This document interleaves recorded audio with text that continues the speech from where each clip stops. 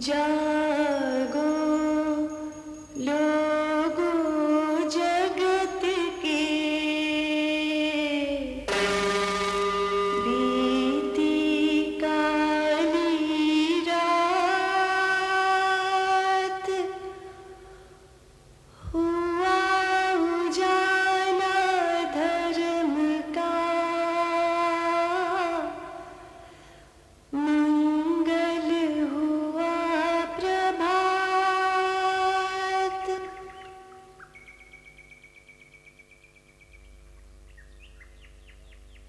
अध्यात्म की यात्रा अपने भीतर करनी होती है। अपने बारे में सच्चाई की खोज करनी हो तो अपने भीतर डुबकी लगानी होगी। जो जो सच्चाई जिस जिस क्षण प्रकट होती जाए, उस क्षण उसी सच्चाई को स्वीकार करें। जो प्रकट नहीं हुई है उसकी कहीं कल्पना न करने लगें, उसके कहीं कामना न करने लगें। इसीलिए सारा मार्ग यथाभूत ज्ञान दर्शन, यथाभूत जैसा है, इस क्षण जैसा हुआ, यथाभूत। सांस कैसा है, गहरा है कि छिछला है, कि बाईं नासिका से गुजरता है कि दाहिनी से गुजरता है, जैसा है वैसा है, यथाभूत, यथाकृत नहीं। कीर्तन हुई किया न जाए, इस पर कुछ आरोपित न करने लगे। सांस के साथ साथ कोई शब्द जोड़ दिया, कोई नाम जोड़ दिया, कोई मंत्र जोड़ दिया, मन तो खूब टिकने लगेगा, लेकिन जो अपने आप को जानने की, अपने बारे में सच्चाई के अनुसंधान करने की यात्रा है, वो अवरुद्ध हो गई। मन टिक गया, लेकिन गहराई से अपने बारे में कैसे जानेंगे? तो यथाभूत था पिया न जाई कि तन हुई। कुछ आरोपित नहीं करें, यथा आरोपित नहीं, कुछ कल्पना नहीं करें, यथा कल्पित नहीं, यथाकृत नहीं। अपने आप जो प्रकट हो रहा है, आपो आप निरंजन सोई। अपने आप क्या हो रहा है, बस उसे ही स्वीकार करते हुए चले तो देखेंगे कि जैसे जैसे सत्य का दर्शन कर रहे हैं, वैसे वैसे एक और मन एकाग्र हो रहा है।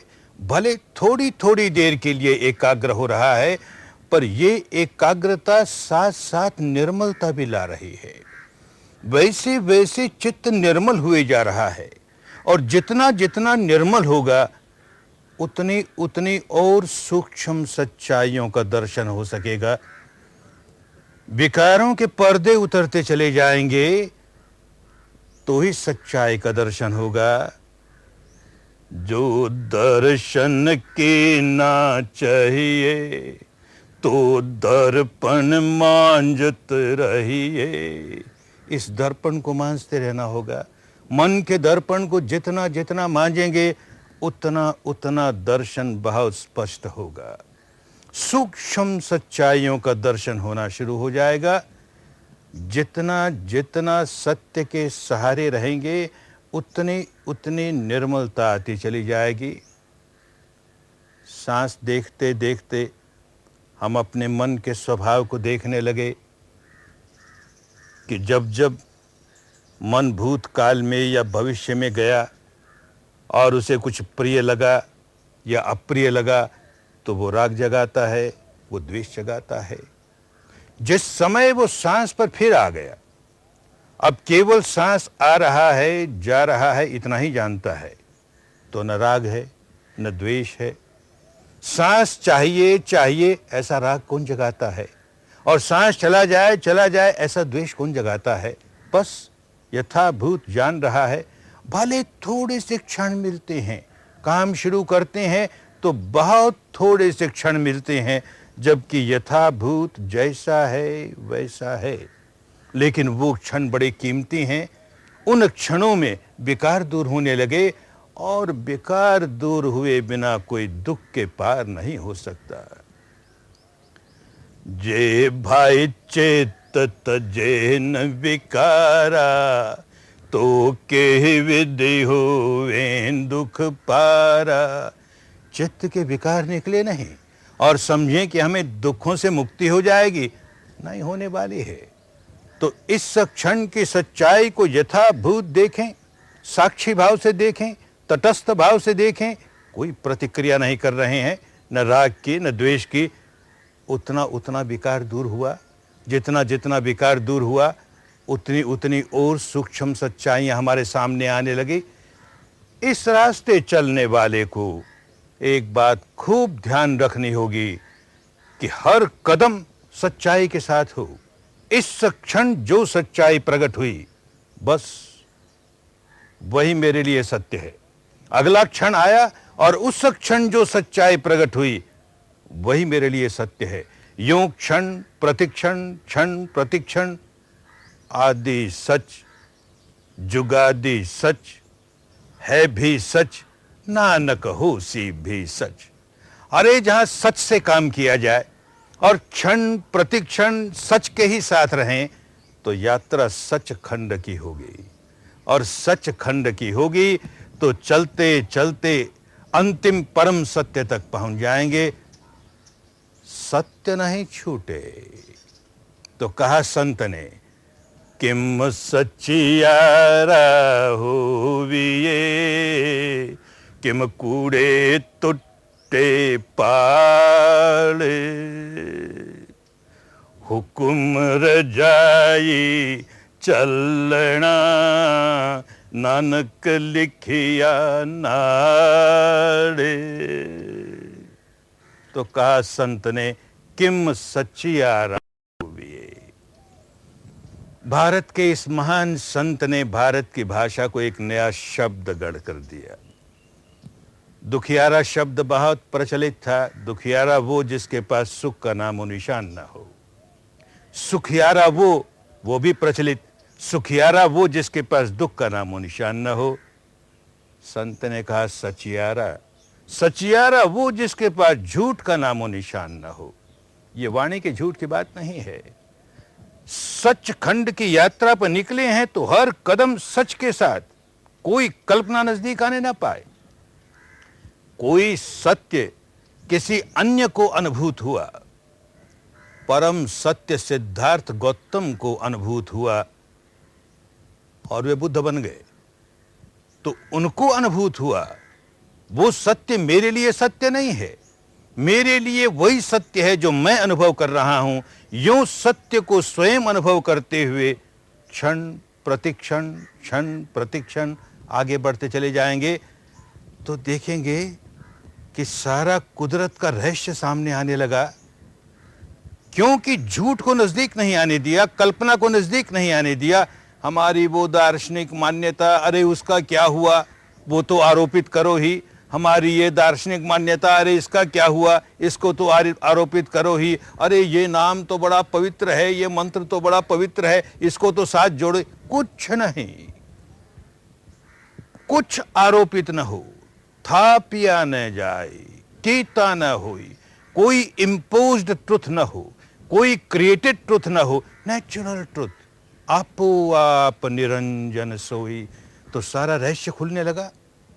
तो हुकुम रजाई चलना, क्या हुकुम रजाई, इस कुदरत का क्या हुक्म है, उसकी क्या रजा है, या यूं कहना चाहें तो इस परमात्मा का क्या हुक्म है, उसकी क्या रजा है। खूब समझ में आने लगेगा क्या हुक्म है, क्या रजा है। अपने चित्त को निर्मल रख। तूने जैसे ही चित्त को मैला किया, दंड मिलेगा तुझे, तत्काल मिलेगा। तो उसकी ये रजा है, उसका ये हुक्म है कि चित्त को निर्मल ही रखना है, मैला नहीं होने देना। तो इस प्रकार चलेंगे, कुदरत के कानून के अनुसार चलेंगे तो हुक्म रजाई चलना। ये हुक्म रजाई कहाँ मिलेगी भाई? पुस्तकों में नहीं मिलते, प्रवचनों में नहीं मिलते, केवल बुद्धि विलास होके रह जाएगा, नहीं मिलेगी। जब अनुभूति पर उतरेगी तब समझ में आएगी। तो कहा नानक लिखिया नाले, वो हमारे साथ हमारे भीतर लिखा हुआ है। क्या कुदरत चाहती है, उसका क्या हुक्म है, उसकी क्या रजा है। तो अपना ज्ञान जागने लगा। देख, जब कोई बात प्रिय लगी, हमारे चिंतन में कोई बात प्रिय आई कि राग जगने लगा, हमारे चिंतन में कोई अप्रिय बात आई कि द्वेष जगने लगा, और द्वेष जगने लगा या राग जगने लगा तो मन ने अपनी समता खो दी, मन ने अपना संतुलन खो दिया। और जैसे ही समता खोई, संतुलन किया, बड़ा व्याकुल हो गया, बड़ा बेचैन हो गया। ओ, ये हुक्म रजाई है। जब जब मैं अपने मन में राग जगाता हूं या द्वेष जगाता हूं और इसकी वजह से अपनी समता खोता हूं, तब तब व्याकुल हो जाता हूं। ये कुदरत का कानून है। अब अनुभूतियों से जानने लगा। जो अनुभूति वाला ज्ञान है वही हमें कल्याण करने वाला ज्ञान है। हमारे लिए ज्ञान 3 प्रकार के होते हैं। पहले को कहते हैं श्रुत ज्ञान, वो ज्ञान जो किसी और का है लेकिन हमने सुना है, हमने पढ़ा है, परोक्ष ज्ञान है, किसी और का ज्ञान है, हम स्वीकार करते हैं क्योंकि जिस किसी ने कहा है या जिस किसी ग्रंथ में लिखा है, हमको उस पर बड़ी श्रद्धा है, तो श्रद्धा से स्वीकार कर रहे हैं, मान रहे हैं, उसे जाना नहीं, परोक्ष ज्ञान है। अगला कदम होता है चिंतन ज्ञान का। जो पढ़ा, जो सुना, अब उस पर चिंतन मनन करेगा। मनुष्य है, चिंतन मनन करना उसका स्वभाव है। चिंतन मनन करके देखेगा कि भाई जो सुना है, जो पढ़ा है, क्या वो बुद्धि संगत है, क्या वो युक्ति संगत है, क्या वो धर्म संगत है। अगर युक्ति संगत है, बुद्धि संगत है, धर्म संगत है तो ही स्वीकार करेगा, अन्यथा नहीं। अरे जो बात सामान्य बुद्धि को ही स्वीकृत न हो उसको कैसे स्वीकार कर लें हम? तो चिंतन करके देखा, मनन करके देखा, हाँ भाई ये तो स्वीकार करने योग्य बात है, तो चिंतन ज्ञान हुआ। अभी भी पराया ज्ञान है, हमारा अपना ज्ञान नहीं, परोक्ष ज्ञान है। किसी ने कहा, हमने उस पर चिंतन मनन किया और स्वीकार किया। तो तीसरा ज्ञान, पहला ज्ञान जो श्रुत ज्ञान है, हमारे लिए कल्याणकारी है, प्रेरणा देता है, मार्गदर्शन देता है। उसके आगे बढ़ते हैं चिंतन ज्ञान, वो भी हमारे लिए कल्याणकारी है, हमें मार्गदर्शन देता है, प्रेरणा देता है। पर जो सही लाभ होता है वो प्रत्यक्ष ज्ञान से होता है। उसी को उन दिनों की भाषा में प्रज्ञा कहा।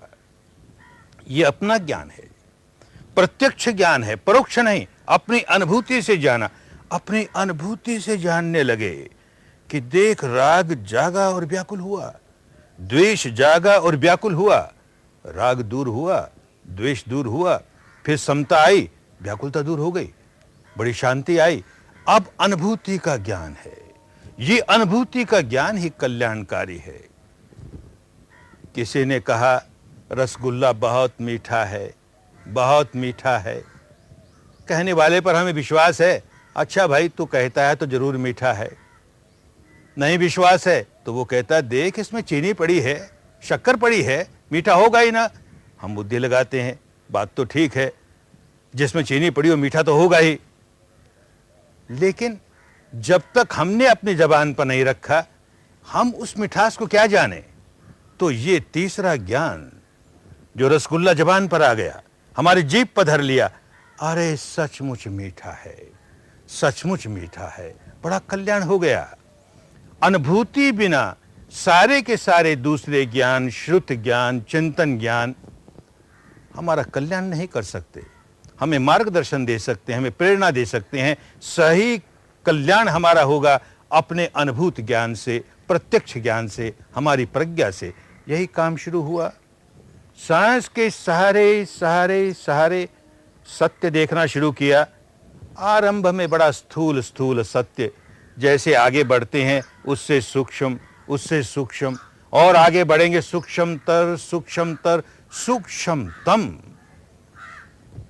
इस अवस्था पर पहुंचेंगे कि सारा शरीर किन नन्हे नन्हे परमाणुओं से बना है, वो सारा अनुभूति पर उतर आएगा।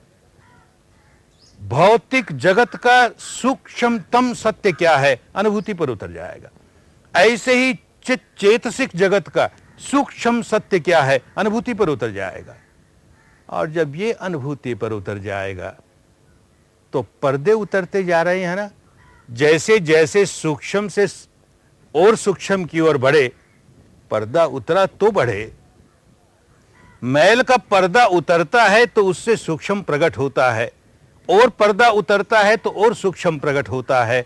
यूं हम जितनी जितनी सूक्ष्मता की ओर बढ़ते जा रहे हैं, सत्य सूक्ष्म सत्य की ओर बढ़ते जा रहे हैं, वैसे वैसे मन निर्मल होता जा रहा है, निर्मल होता जा रहा है।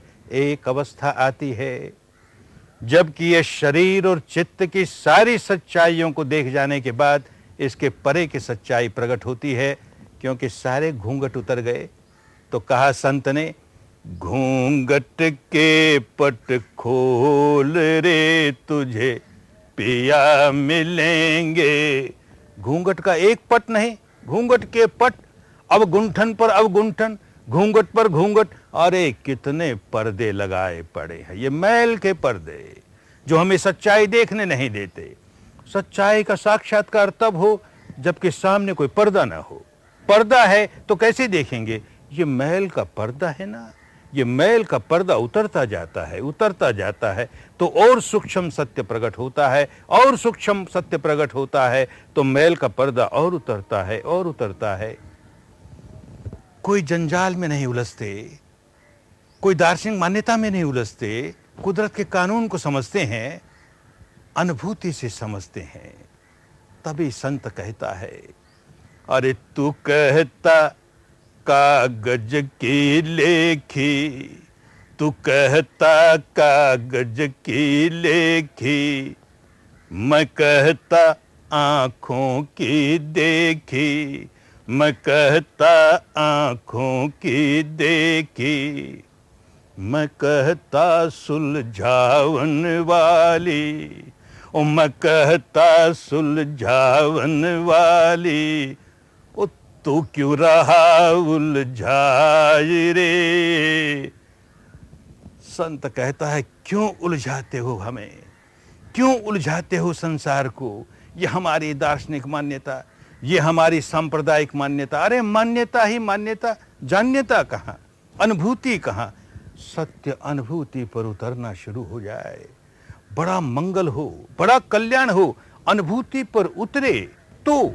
इसलिए सारा का सारा रास्ता किम सचिया राहुविये, सत्य ही सत्य के सहारे चलते चले जाएंगे तो एक पर एक पट उतरते चले जाएंगे, एक पर एक पर्दे उतरते चले जाएंगे। ये जो बहुत ठोस ठोस शरीर मालूम होता है, देखेंगे कि सारा ठोसपना खत्म हो गया और केवल तरंगे ही तरंगे, तरंगे ही तरंगे, परमाणु ही परमाणु, परमाणु ही परमाणु। अनुभूति पर उतरना चाहिए। ऐसे ही ये चित्त बड़ा घनीभूत, कोई भावावेश जागा, कितना घनीभूत हो गया, देखे जा रहे हैं, उसके टुकड़े हो रहे हैं, यूं होते होते तरंगे ही तरंगे, तरंगे ही तरंगे, सारा शरीर स्कंद, सारा चित्त स्कंद, तरंगे ही तरंगे, तरंगे ही तरंगे। तो देखेगा अपनी अनुभूति से, सब्बो पज्जलितो लोको, सब्बो लोको प्रकंपितो प्रकंपितो प्रकंपितो। अरे केवल प्रकंपन ही प्रकंपन, प्रज्वलन ही प्रज्वलन, प्रकंपन ही प्रकंपन, सारा शरीर स्कंद, सारा चित्त स्कंद। यूं सच्चाई को देखते देखते, निर्मलता लाते लाते लाते उस अंतिम परम सत्य तक पहुंचेगा। लंबा रास्ता है, बहुत लंबा रास्ता है, पर कहीं तो काम शुरू करना पड़ेगा।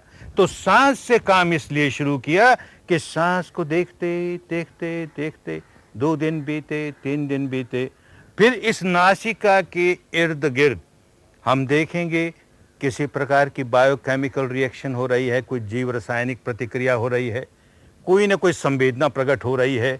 कभी गर्मी सी, कभी सर्दी सी, कभी पसीना सा, कभी धड़कन सी, कभी स्फुरना सी, कभी सिहरन सी, कभी पुलकन सी, कभी धूजन सा, कभी कंपन सा, खुजलाहट सी, गुदगुदाहट सी। अरे कुछ भी हो सकती है। ये शरीर की संवेदनाएं हैं, होती ही रहती हैं। मानस बड़ा स्थूल था तो देख ही नहीं पाता था, अनुभव ही नहीं कर पाता था।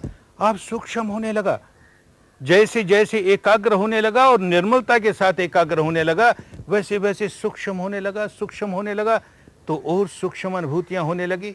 जो सूक्ष्म अनुभूतियां इस नासिका के इर्द गिर्द होने लगी, 4 दिन होते होते, 5 दिन होते होते देखेंगे सारे शरीर पर अनुभूति होने लगी, और सारे शरीर पर स्थूल स्थूल अनुभूति होते होते कैसे सूक्ष्म सूक्ष्म अनुभूति होने लगी।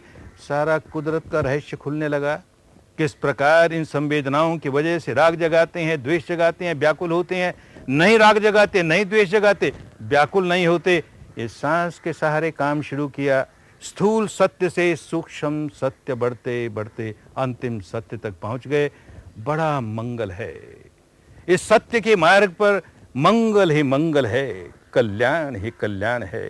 बड़ा मंगल, बड़ा कल्याण, बड़ा मंगल, बड़ा कल्याण। सांस देखते देखते सत्य प्रकटता जाए। सत्य देखते देखते परम सत्य दिख जाए।